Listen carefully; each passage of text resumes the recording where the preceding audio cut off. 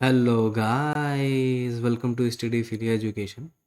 सो दोस्तों, आज मैं कुछ टेक्निकल रीजन कह लो या थोड़ी सी रूम में रोशनी ना होने की वजह से मैं अपनी वीडियो को पॉज कर रहा हूँ यहाँ पे। कि ये जो वीडियो कैप्चर डिवाइस है, कैमरा ऑफ कर रहा हूँ। तो मैं आप लोग मुझे नहीं देख पाओगे, बट हाँ, मेरी वॉइस को सुन पाओगे और स्क्रीन देख पाओगे जो मैं आप सभी को पढ़ाना चाह रहा हूँ। राइट। तो चलिए, आज हम पढ़ते हैं। आज हम एक देखते हैं कि आप क्या पढ़ना है। तो आज हम जो पढ़ने वाले हैं दोस्तों, स्पेन के जो इम्पोर्टेंट फैक्ट्स के सीरीज हम रन करें, उसको हम आगे बढ़ाएंगे, पहली बात तो। और आज हम इसमें क्या पढ़ने वाले हैं? स्पेन स्पेन के नेशनल करेंसी, इस और नेशनल मोटो वहाँ का, और जो लेक है, हालांकि नेशनल लेक नहीं होता वहाँ पे ऐसा कुछ। तो बट हाँ, लेक्स के बारे में पढ़ेंगे। दो तीन और इंटरेस्टिंग फैक्ट हम इसमें पढ़ने वाले हैं। ऑलमोस्ट दोस्तों, ये जो फैक्ट वाली सीरीज है कंप्लीट होने वाली है। थोड़ी सी जो आपकी बस्ती है, जैसे फेस्टिवल लाइक कुछ और है, एक या दो वीडियो और मैं डालूंगा। फिर इसको समाप्त करके कुछ इंपॉर्टेंट क्वेश्चन लेके आऊँगा और प्रीवियस ईयर के क्वेश्चन को हम डिस्कस करेंगे। तो हमारा ये इम्पोर्टेंट जो फैक्ट वाली सीरीज है, ये लगभग ख़त्म होने वाली है। ठीक है, तो चलिए आज देखते हैं कि इसमें क्या है। तो इस वाली वीडियो में सबसे पहले मैं आप सभी के लिए क्वेश्चन लेके आया हूं। ये क्विज आप सभी को पहले अटेम्प्ट करना है। मैंने पूछा है स्पेन की कोस्ट लाइन। आप लोगों को मुझे बताना है स्पेन की जो टोटल कोस्ट लाइन एरिया है वो कितना है। ऐसा इसलिए मैं पूछ रहा हूँ क्योंकि मुझे याद है 2019 में एक क्वेश्चन पूछा गया था जिसमें फ्रांस के टोटल कोस्ट लाइन एरिया को पूछा गया था। टोटल कोस्ट लाइन कितना है ना? तो आपको फ्रांस का भी देखना है। अगर आप इंटरेस्टेड हो मुझे बताने में, या आपको नॉलेज जानना है क्योंकि आप फ्रांस पढ़ रहे हो, आपके सब्जेक्ट में है, तो आपको पढ़ना भी है। तो आप साथ साथ इस फ्रांस और स्पेन दोनों का देखिए कोस्ट लाइन, है ना? तो पूछा जा सकता है, तो इसलिए मैंने ये आपके लिए क्वेश्चन रखा है। और इस क्वेश्चन का सभी लोग अटेम्प्ट करेंगे। ठीक है, चलो मैं आगे अगले फैक्ट से बढ़ता हूँ। अब यहाँ पे हम डिस्कस करेंगे स्पेन की नेशनल करेंसी। ठीक है दोस्तों, सभी को पता होगा कि यूरोप में यूरो चलता है, राइट? वेरी गुड, है ना? इतना तो सभी को पता है। पर क्या आपको पता है स्पेन या फ्रांस में बिफोर यूरो, है ना, जब यूरोपियन यूनियन नहीं बना था, उससे पहले क्या करेंसी हुआ करती थी? ठीक है, तो मैं ये क्वेश्चन आपके लिए छोड़ के जा रहा हूँ अभी के लिए, स्पेन के लिए। तो आप मुझे बताइएगा, जब यूरो जोन नहीं हुआ करता था, है ना, जब यूरोपियन यूनियन नहीं हुआ करता था, तो स्पेन की जो नेशनल करेंसी थी वो क्या थी? और ऐसा क्वेश्चन ऑनेस्टली पूछा जाता है ना? तो यहाँ पे आपसे पूछा यही गया है जो हम डिस्कस कर रहे हैं। तो मैं आपको बताऊं, तो जो यूरो है ना, ये आप देख पा रहे होगे ना, 200 यूरो, समथिंग 50 यूरो, तो ऐसे 500 यूरो, ऐसे ये आपको नोट दिख रही होगी, है ना? तो ये कब से शुरू हुआ, और या स्पेन कब से इसका मेंबर बना, तो ये चीज़ मैं आपको बताता हूँ। जो यूरोपियन यूनियन है दोस्तों, है ना, तो इसको जो ज्वाइन किया गया था, स्पेन या बाकी कुछ और कंट्रीज थी, 1989 के आसपास, या 99 आप बोल सकते हो, है ना? इस 99 ही बोल सकते हो इस तरीके से। 1989 में 1989 ऐसे बोल सकते हो। यूरोपियन ईईसी, है ना, कम्युनिटी थी, ऐसे बोल सकते हो उसको, मैं बताऊंगा। बट ये जो यूरोपियन यूनियन थी, बहुत सारी कंट्री ने ज्वाइन किया। बहुत सारी कंट्री क्या, आपको मैं यहाँ पे दिखाता हूँ। टोटल कंट्री थी 27 मेंबर स्टेट जब लिखा हो तो आप इसको कंट्री समझिएगा, है ना? जिसमें से 19 जो कंट्री थी, जो यूरोपियन यूनियन को ज्वाइन करने वाली थी, 27 थी। ठीक है, जिसमें से 19 कंट्री ने यूरो को एक ऑफिशियल करेंसी भी बनाया ना। इस ग्रुप में जितने भी मेंबर कंट्रीज हैं उनको हम यूरो जोन या यूरो एरिया बोला जाता है, जिन्होंने भी इनको ज्वाइन किया हुआ है। अब एक क्वेश्चन और मैं डाल रहा हूँ यहाँ पे, ये है करंट अफेयर से रिलेटेड। आफ्टर ब्रेग्जिट क्या यूके अब यूरोपियन यूनियन का हिस्सा है, या अ, चलो ठीक है, क्या यूरोप में अभी जो यूरोप है, आप यूरोप में जो यूके है ना, यूरोपियन यूनियन से अलग होने के बाद जो यूके है, क्या उसकी नेशनल करेंसी अभी क्या है, क्या वो अभी भी यूरोपियन यूनियन का हिस्सा है आफ्टर ब्रेग्जिट। और मुझे आपको ये भी बताना है, ये जो ब्रेग्जिट हुआ है था, ये कब हुआ था अभी हाल। ये करंट अफेयर के क्वेश्चन हैं, ऐसे क्वेश्चन पूछे जा सकते हैं आपसे, ठीक है। तो अगर आपको जानना है जो यूरो यूरो है, ये एक यूरो आप बोल सकते हो, ये जो डिवाइडेड होता है 100 सेंट, जैसे जो यूएस में डॉलर होता है उसमें भी 100 सेंट्स होते हैं, ठीक है। और ये जो यूरो है, ये सेकंड लार्जेस्ट इंटरनेशनल करेंसी है, या सेकंड मोस्ट ट्रेडेड करेंसी बोल सकते हो, या फॉरेन एक्सचेंज मार्केट में आफ्टर यूनाइटेड स्टेट डॉलर, जिसे बोलते हैं यूएस डॉलर, या यूएसडी बोल सकते हो, है ना, शॉर्ट फॉर्म में। बस इतनी सी बात आपको नेशनल करेंसी के बारे में समझना है। लगभग लगभग ये जो यूरो है, ऑलमोस्ट जो 19 कंट्री हैं वो एक बार आप देख लीजिएगा कौन है हिस्सा, ईईसी का या यूरोपियन यूनियन का।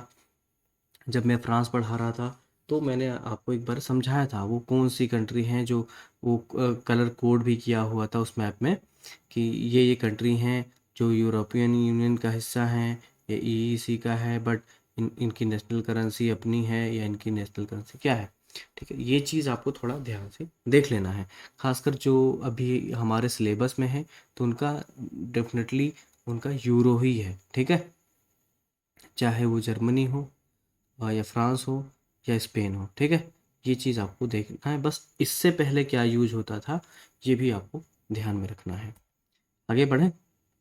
29 फैक्ट है जो पूछा जा रहा है आप सभी से, आप सभी को बताना है। बताने क्या, मैं बता ही रहा हूँ, स्पेन का जो नेशनल मोटो है वो क्या है। तो अगर एक लाइन में बोलूँ या एक दो लफ्ज़ में बोलूँ, इसको बोलते हैं प्लस अल्ट्रा, या प्लस उल्ट्रा, ऐसे बोल सकते हैं स्पेनिश में, प्लस अल्ट्रा, है ना। कहीं कहीं आपको ये यू जो है ये वी लिखा हुआ मिलेगा, ठीक है, वो लैटिन वर्ड में है समथिंग। और इसका जो मतलब है, ये स्पेनिश वर्ड है प्लस अल्ट्रा, इसका मतलब होता है फर्दर बियॉन्ड, है ना। Is a Latin phrase and national motto of Spain. आप आप सभी बच्चों को, जितने भी आप कंट्री कवर कर रहे हो, सबका मोटो समझना है। तो चलो अभी के लिए मैं आपसे क्विज कर लेता हूँ, जो कि मैं आपको पढ़ा चुका हूँ फ्रांस का। तो आप फ्रांस का मुझे मोटो बताइएगा कि उनका जो फ्रांस का जो मोटो है वो क्या मोटो है ना। और उनके मोटो से हमने इंडियन कॉन्स्टिट्यूशन में हमने लिए हैं कुछ, ठीक है। ये आपको मुझे बताना है कि फ्रांस का नेशनल मोटो क्या है, ठीक है, और हम इसको समझते हैं। इसको आप कोट ऑफ आर्म भी बोल सकते हो, और ये ऐसे लिखा हुआ मिलेगा, है ना, प्लस यहाँ पे वी आपको दिख रहा होगा यू। तो इसमें कंफ्यूज मत होइएगा, प्लस अल्ट्रा ही है, ये आपको समझना है। ये जो स्ट्रिप है ऐसे लगी हुई है, और इसके बारे में थोड़ा और समझते हैं डिटेल में। ये जो अराउंड द पिलर है ना, हरकुलस इनको बोलते हैं, अराउंड द पिलर हरकुलस, ठीक है। ये दो पिलर आपको दिख रहे होंगे इसमें, हरकुलस। तो अब देखते हैं क्या क्या चीज़ें डिपिक्ट कर सकते हैं हम इस कोटा फॉर्म से। एक बैंड है जिस पे लिखा हुआ है स्पेनिश का मोटो, स्पेनिश में प्लस उल्ट उल्ट्रा, या अल्ट्रा बोल सकते हो, या प्लस अल्ट्रा। यहाँ पे वी भी लिखा हुआ ना, ये कब लिखा जाता है, since ancient Latin use V instead of U, जैसे मैंने आपको बताया। बस आपको इतना ध्यान रखना है, आ लैटिन एक्सप्रेशन जिसका मतलब होता है फर्दर बियॉन्ड। ये जो प्लस अल्ट्रा है, ये इसने रिप्लेस किया था किसको, नॉन प्लस अल्ट्रा, जिसका मतलब होता है नथिंग फर्दर बियॉन्ड। ये माना जाता था, ये एक्सप्रेशन था, एक्सप्रेस करते थे स्पेन में। इट वाज थॉट लाइक कि ये जो वर्ल्ड है ना, वो कुछ भी नहीं है स्पेन के आगे, और कुछ है नहीं जो वहाँ के लोग थे फर्दर बियॉन्ड, मतलब है कुछ नहीं। बट हुआ क्या, कैसे, जब आप सभी को पता होगा डिस्कवरी स्टार्ट हुई थी, after the discovery of so called new world America, जब अमेरिका की खोज हुई थी, तो उसके बाद ही किसने खोज की थी? भाई कोलंबस। और कब खोज हुई थी ये चीज़ आपको मुझे बतानी है, ठीक है। The king Charles first of Spain, है ना, इन्होंने ही ये बोल सकते हो later known as Charles fifth, जिन्होंने ये कह सकते हो कोलंबस को भेजा था।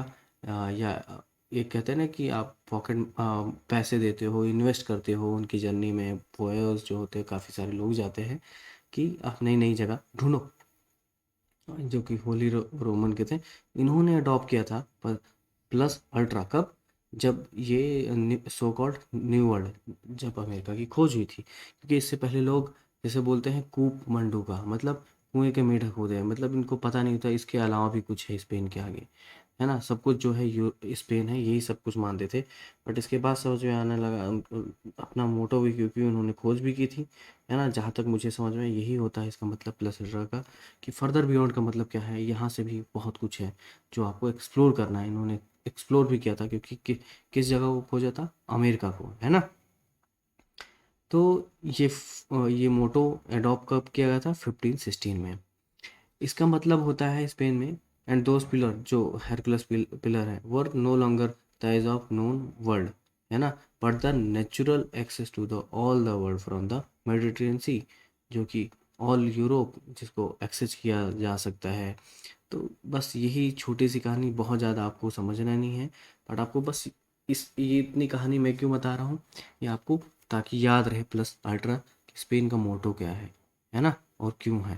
थोड़ा सा बस इतना समझना है, इसका मतलब यही मैं बता रहा हूँ, new world which would help the humanity go further beyond, ठीक है। तो इस और समझना अच्छे से, और आप पढ़ सकते हो, बट आपके एग्जाम पर्सपेक्टिव से बस इतना ही काफ़ी है, ठीक है। आगे बढ़ें। अगला एक यूनाइटेड नेशन संगठन की मैं बात कर रहा हूँ, ऑर्गेनाइजेशन के बारे में यहाँ पे डिस्कस करेंगे हम। वर्ल्ड टूरिज्म ऑर्गेनाइजेशन, कहीं पे आपको शॉर्ट फॉर्म में लिखा होगा WTO। आप WTO समझ के कहीं और कुछ और मत समझ जाना, है ना, वर्ल्ड ट्रेड ऑर्गेनाइजेशन मत समझना। तो WTO जो यूनाइटेड नेशन का एक ऑर्गेनाइजेशन है, जिसको वर्ल्ड टूरिज्म ऑर्गेनाइजेशन बोलते हैं, जिसका हेडक्वार्टर कहाँ है? मैड्रिड, स्पेन में। जी हाँ दोस्तों। और ये जो ऑर्गेनाइजेशन है, ये इम्पोर्टेंट क्यों है? क्योंकि एक ये स्पेशलाइज्ड एजेंसी है किसकी? यूनाइटेड नेशन की। जब हम इंटरनेशनल ऑर्गेनाइजेशंस पढ़ेंगे, तब हम यूनाइटेड नेशंस, यूरोपियन यूनियन, इन सभी को डिटेल में डिस्कस करेंगे, ठीक है। तो अभी आप बस इतना समझो, एक संगठन है यूनाइटेड नेशन।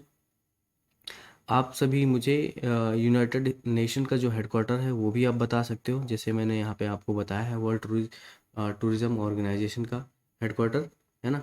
तो ऐसे ही आप मुझे बताओ यूनाइटेड नेशन का जो हेडक्वार्टर है वो कहाँ पे है, कहाँ पे लोकेटेड है, ठीक है। इस पे और बाद में मैं ट्रिक भी बताऊंगा अच्छे से याद करने की, ऑर्गेनाइजेशन आप सभी के लिए, ताकि हेल्पफुल होगा, आप भूलोगे नहीं, ठीक है। इसका जो मेन मोटो है, जो आइडिया है इस ऑर्गेनाइजेशन को बनाने का, उसके पीछे जो रीजन है वो है promotion of responsible and sustainable and universally accessible tourism. ये टूरिज्म को बढ़ाता है खास करके, ठीक है दोस्तों। यहाँ पे ये जो डेटा या ये जो लाइंस है, ये मैंने इटसेल्फ ये जो वर्ल्ड टूरिज्म ऑर्गेनाइजेशन जो साइट है, वहाँ से ऑफिशियल साइट है, वहाँ से मैंने ली है। सिंपली इनका मानना है कि जो भी कंट्रीज़ हैं आपस में क्या करना है, एक इकोनॉमिक ग्रोथ बढ़ाना है, बट किसके जरिए? टूरिज्म के जरिए प्रमोट करना है। क्या? टूरिज्म प्रमोट करेंगे, जिसके थ्रू क्या होगा? इकोनॉमिक ग्रोथ होगा। वो कैसी ग्रोथ होगी? एक इंक्लूसिव डेवलपमेंट होगा, और इन्वायरमेंटल जो है सस्टेन करेगा, सस्टेनेबिलिटी के थ्रू, है ना। इस तरीके से इस चीज़ को सपोर्ट करती है ये ऑर्गेनाइजेशन, और इसका हेडक्वार्टर, बस आपको इसमें से कितना क्या याद रखना है, ये जो वर्ल्ड टूरिज्म ऑर्गेनाइजेशन है, इसका हेडक्वार्टर कहाँ पे लोकेटेड है? मैड्रिड, स्पेन में। तो जैसे यहाँ पे एक मैप मैंने लगाया था, है ना, ये कहाँ गया, एक मिनट, चलो आगे आएगा। चलो अभी देखेंगे तो आप सभी को मैं मैप करा दूंगा मैड्रिड कहाँ पे है, ठीक है, स्पेन का। आपको देखते रहना भी है ये चीज़, एज ए क्विज तो आप प्ले करते ही रहो। और जो मैंने क्वेश्चन आपसे पूछा है वो आप मुझे बताओगे यूनाइटेड नेशन का हेडक्वार्टर कहाँ है, ठीक है। और आगे बढ़ें, अगला है जो हम डिस्कस करने वाले हैं यहाँ पे, रॉयल पैलेस ऑफ मैड्रिड के बारे में। इसके बारे में आप सभी ने पढ़ा होगा या सुना होगा, जो भी है। नहीं पढ़ा तो हम अभी समझते हैं। ये जो रॉयल पैलेस ऑफ मैड्रिड है, सिंपल सी बात है, इसके नाम में मैड्रिड है, तो ये कहाँ पर लोकेटेड होगा? पहली बात तो मैड्रिड में ही। इसको स्पेनिश में क्या क्या क्या बोलते हैं? प्लेसियो रियल दे मैड्रिड, है ना, या मद्रिद, ऐसे भी पढ़ते हैं, मद्रिद ही पढ़ते हैं, इस प्लेसियो रियल दे मद्रिद। ये क्या है? Is official residence of Spanish royal family. बस ये ध्यान से आपको रखना है, यही ध्यान में रखना है। जो रॉयल पैलेस ऑफ मद्रिद है वो क्या है? Is the official residence of Spanish royal family. जो स्पेन की रॉयल फैमिली है, स्पेनिश रॉयल फैमिली है, उनका क्या है? ऑफिशियल रेजिडेंस है। ऐसे ही लास्ट ईयर मुझे याद है, जो ऑफिशियल रेजिडेंस किसका पूछा गया था? साउथ कोरिया के प्रेसिडेंट का, है ना। तो उसको क्या बोलते हैं? तो ये नाम आपको याद रहे, वेरी वेरी इंपॉर्टेंट दोस्तों, ये फैक्ट, ठीक है। और कहाँ पे लोकेटेड है? मैड्रिड में, क्योंकि नाम में ही मैड्रिड है। और इस किस पर्पस के लिए यूज किया जाता है? सिर्फ स्टेट सेरेमनीज की वजह से। यहाँ पे रहते नहीं है ये रॉयल फैमिली, ठीक है। The palace has 1,35,000 square metre. इतना आप समझ सकते हो कितना है। Of the floor space contain, इतना नहीं आपको याद रखना कि कितने रूम्स हैं, 3,400, बट हाँ इतना बड़ा है कि इतने रूम्स हैं, आप समझ सकते हो, ठीक है। ऑफिशियल रेजिडेंस है, बस आपको जो इम्पोर्टेंट है इतना ही आपको याद रखना है। बट हाँ ये चीज़ आपको बैकग्राउंड में। अब सवाल आता है कि सर आपने ये तो बता दिया कि यहाँ पे तो रहते नहीं है स्पेनिश रॉयल फैमिली, तो रहते कहाँ हैं? तो एक और पैलेस है दोस्तों, the Zarzuela palace is the residence and working office of the running monarch of Spain.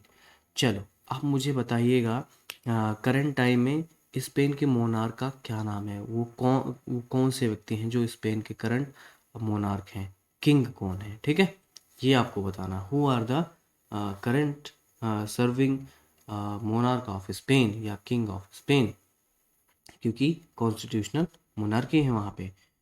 तो इस पैलेस में रहते हैं। चलो हम पैलेस देखते हैं। ये जो पैलेस है ये कौन सा है? सार जुएला पैलेस, ठीक है, सार जुएला पैलेस इसको बोलते हैं। ये है करंट रेजिडेंस, जहाँ पे ये रहते हैं एग्जैक्टली, ठीक है। तो ये इनका वर्किंग ऑफिस भी है। जिस पैलेस की the royal palace of Madrid जिसकी हम बात कर रहे थे, वो पैलेस ये है ना। ये आप फ्लैग भी देख रहे होगे स्पेन का, ये इसकी पिक्चर मैंने पहले भी दिखाई है आपको वीडियो में। ये कुछ इस तरीके से दिखती है, आपको दिखेगी, है ना, देख लो ध्यान से। ये कुछ अंदर की पिक्चर है, अंदर से ली हुई है पैलेस के। बहुत सारी इंपॉर्टेंट पेंटिंग्स भी हैं। मैं चाहूँगा अगर आपके पास थोड़ा सा टाइम रहे दोस्तों, तो आप लोग इसकी वीडियो देख लीजिएगा, ताकि ये आपके दिमाग में बैठी रहे और आप इसका नाम कभी ना भूलो, ठीक है। अब आते हैं दोस्तों, हमने बहुत सारे लेक के बारे में पढ़ा है कंट्री के। चलो अगर स्पेन से कोई लेक का नाम पूछा जाए तो वो जो कि इम्पोर्टेंट है हमारे लिए, वो है शनाब्रिया लेक। ये जो लेक है कहाँ पे लोकेटेड है? 8 kilometre to the north west of Puebla de Sanabria in the province of Zamora. Zamora, Zamora या जम्बोरा, जो आप पढ़ना चाहो पढ़ सकते हो स्पेन में। इसको अभी हम मैप पे देखेंगे। बस आपको इसका नाम याद रखना है। और किस लिए फेमस है? क्योंकि किस लिए हम पढ़ रहे हैं? क्योंकि एक ये नेचुरल लेक है, पहली बात तो स्पेन में, और ना कि सिर्फ स्पेन की, ये लार्जेस्ट ग्लेशियर लेक है आइबेरियन पेनिसुला। क्योंकि आप सभी को पता होगा मेरे प्यारे भाइयों, मेरे प्यारे दोस्त, जो स्पेन कहाँ पे लोकेटेड है? आइबेरियन पेनिसुला में, ठीक है। इतनी सी बात आपको बस याद रखनी है। आगे हम लेक को देखते हैं। ये है लेक, ठीक है। इसकी और भी सुंदर सुंदर पिक्चर मिल जाएंगी, फोटोशॉप एंड ऑल, है ना। स्टॉक की फ़ोटो भी मिलेंगी, बट ये आप लेक देख सकते हो, एक नेचुरल लेक है। बहुत बड़ी लेक नहीं है, बट आप देख सकते हो इसका सरफेस एरिया भी है 368 हेक्टेयर्स में है, और ये लार्जेस्ट ग्लेशियर लेक है आइबेरियन पेनिनसुला में। तो आप समझ सकते हो अगर स्पेन में है तो स्पेन की क्या है, लार्जेस्ट लेक है। जितना आपको याद ध्यान में रखना, ठीक है। इसकी लोकेशन देख लेते हैं। ये है पूरा आइबेरियन पेनिनसुला, ठीक है। और इसके नॉर्थ में क्या है, फ्रांस। ये है मेडिटेरियन सी, है ना। और ये है स्पेन आपका, ये जो वाइट कलर में हाईलाइटेड है। और इसके वेस्ट में क्या है, पोर्चुगल, है ना। और इसके साउथ में आपको देखना कौन सी कंट्री है, मोरक्को, है ना। तो यहाँ की कैपिटल आपको मुझे बताना है, मोरक्को की कैपिटल क्या है। ये है स्ट्रेट ऑफ जिब्राल्टर, हमने पढ़ा था। ये है इंडोनेशिया के रीजन, है ना। और ये हमने जो शम्बोरा पढ़ा है, ये है रीजन, इसी रीजन में है ना। क्या है, ये लेक, ठीक है। कौन सी लेक, सानावरिया लेक, है ना। तो ये लेक यहाँ पे लोकेटेड है। ये यहाँ है मैड्रिड आपका। तो ये ऐसे आपको याद रखना है, इंडोनेशिया का रीजन, यहाँ पे बार्सिलोना, यहाँ पे है वेलेंसिया, है ना। दो रिवर हैं, एक यहाँ पे टैगस है, एक रिवर है एब्रो, है ना। तो वो कहाँ से, यहाँ से नहीं फ्लो करती, यहाँ पे एक मैंने माउंटेन आपको रेंज बताया था, है ना। इस माउंटेन रेंज से निकलती है, उसका नाम आप सभी लोग बताइएगा। आपने नोट्स में अगर बनाया है तो ये कि कौन सी माउंटेन रेंज है जहाँ से एब्रो रिवर फ्लो करती है मेडिटेरियन सी में, ठीक है। आई होप दोस्तों इतनी सी बात तो आपको समझ में आ गई होगी। आगे बढ़ें। चलो अब एक महान नोबेल प्राइज विनर जो कि लिटरेचर में है, और इन्होंने और भी प्राइज विनर प्राइज जीते हुए हैं, बट आपको इतना इनका नाम याद रखना है, कमाइयो जोस सिया। ये जो महान पुरुष आपको दिख रहे हैं, ये Nobel prize in literature winner है, पहली बात तो, है ना। तो ये सिंपल सी जाहिर सी बात है, ये एक नॉवलिस्ट हैं, पोइट हैं, स्टोरी राइटर एंड एसेइस्ट हैं, है ना। तो ये 1936 के मूवमेंट से काफ़ी पॉपुलर रहे हैं। तो इनका नाम आपको याद रखना है, और ये है इनकी पिक्चर, आप रिलेट कर सकते हो। इनको कौन से अवार्ड मिले हैं, इनको मिगुएल दे सर्वेंटेस प्राइज भी मिला हुआ है, Princess of Asturias award of literature भी मिला हुआ है। जो नोटेबल प्राइज मिला है, नोबेल प्राइज इन लिटरेचर मिला है, ठीक है। और ये कब दिया गया था, ये चीज़ आप लोग कमेंट बॉक्स में बताएंगे कि ये जो नवाजा गया है इनको नोबेल प्राइज इन लिटरेचर, है ना, तो ये कब दिया गया था कमैया जोस सिरा को, ठीक है। थोड़ी सी और जानकारी लेते हैं। एक इनकी बहुत ही फेमस बुक है, इसके बारे में अगर पूछा जाए तो पूछा जा सकता है, ला फमेलिया देस पास्कुआल दुआर्ते, है ना। अगर स्पेनिश में पढ़े कुछ ऐसे ही पढ़ना पड़ता है, ला फमेलिया दे पास्कुआल दुआर्ते, है ना। 1942 की ये the family of Pascual Duarte famous book है, इनकी नॉवेल है ना। और ये कंसीडर किए जाते हैं कि इन्होंने एक नया जीवन दिया है स्पेनिश लिटरेचर को, इसलिए काफ़ी इम्पॉर्टेंट है कमैया जोस सिया, है ना। तो production of primary novel, short narrative, जैसे मैंने आपको बताया, डायरीज। तो खासकर बस आपको इनसे रिलेटेड इनका नाम और ये बुक और ये नोबेल प्राइज विनर रहे हैं लिटरेचर के, और कब मिला है ये आप देख के मुझे बताइएगा, ठीक है। आगे बढ़ें। इतनी सी बात आपको समझ में आ गई होगी। एक एक चीज़ें मैं आप सभी को बच्चों डिटेल में थोड़ा समझाने की कोशिश कर रहा हूँ अच्छे से, ताकि आप कंफ्यूज ना रहो, ठीक है। अगर इसके अलावा भी कोई कंफ्यूजन है आप मुझसे डायरेक्टली पूछ सकते हो कमेंट सेक्शन में।